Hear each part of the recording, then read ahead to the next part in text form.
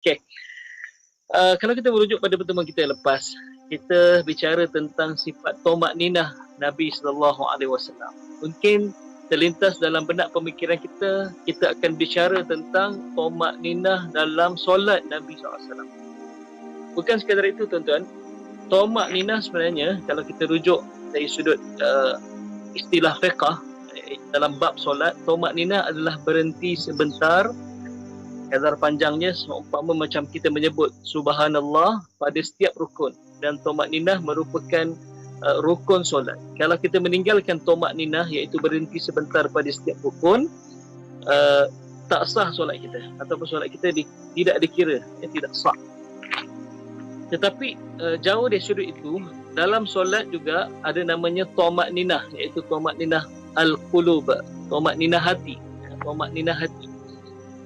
Selain daripada kita menjaga tomak ninah dari sudut perbuatan kita, ada juga satu yang dipanggil tomak ninah qulub, tomak ninah ketenangan hati dalam solat. Ini sebenarnya kita mungkin abaikan, sebab bila kita solat, kita jaga tomak ninah dari sudut fa'ali, perbuatan sahaja, tetapi kita tidak menjaga tomak ninah dari sudut hati kita. Sebab itu tomak ninah dari sudut hati ini adalah yang menjamin solat kita diterima ataupun tak oleh Allah Subhanahu Wa Taala. Kalau kita fikir secara logik, kita solat dalam keadaan tergesa-gesa, adakah Allah nak menerima solat yang sebegitu rupa, yang tidak sempurna itu? Secara logik akalnya, mana ada yang mau menerima suatu yang tidak sempurna. Sebab itu, untuk menjaga kesempurnaan solat, tomak ninah hati itu penting. Tomak ninah hati penting. Sebab itu, kalau kita rujuk hukumnya makruh mendatangi solat kalau dalam keadaan kita menahan nak membuang air besar ataupun air kecil. Juga kalau makanan dah terhidang, mana yang lebih aula? Kita mungkin selama ni guna perkataan afdal. Afdal ni macam tak sesuai untuk bahasa yang lebih tepat. Afdal ni fadlun. Fadlun ni kelebihan ataupun kemuliaan. Jadi mana yang lebih mulia? Tentulah solat lebih mulia. Mana yang lebih afdal?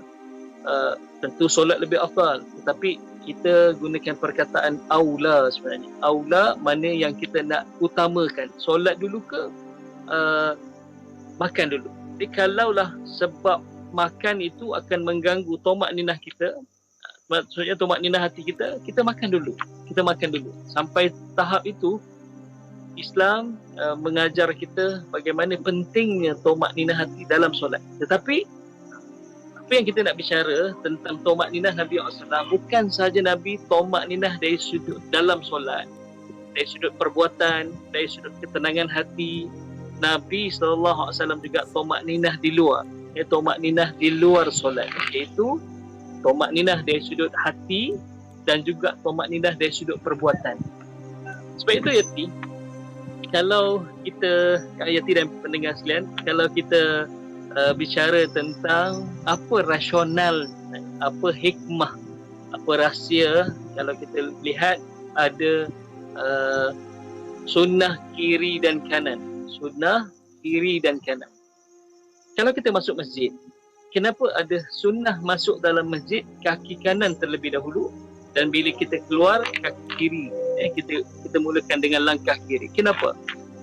Sebenarnya bila kita melangkah dengan kaki kanan, kita dah set dalam minda kita nak masuk masjid ni, langkah kaki kanan dulu. Kita akan atur langkah kita. Jadi secara tak langsung telah menjadikan kita seorang yang tenang. Itu Nabi SAW sebut bahawa jangan tergopoh-gopoh masuk dalam solat. Jangan tergopoh-gopoh masuk dalam solat. Kalau anda kata imam sudah hampir rokok, tak apa, biarkan imam rokok. Jangan kita berlari dan terus masuk dalam keadaan termengah-mengah kita. Termengah-mengah, bacaan Fatihah pun dah ke mana, kita pun dah hilang ketenangan hati kita untuk solat. Adakah solat kita terima ketika itu? Kalau ikut logik akal ni, tak diterima sebab tak sempurna. Sebab itu ketenangan.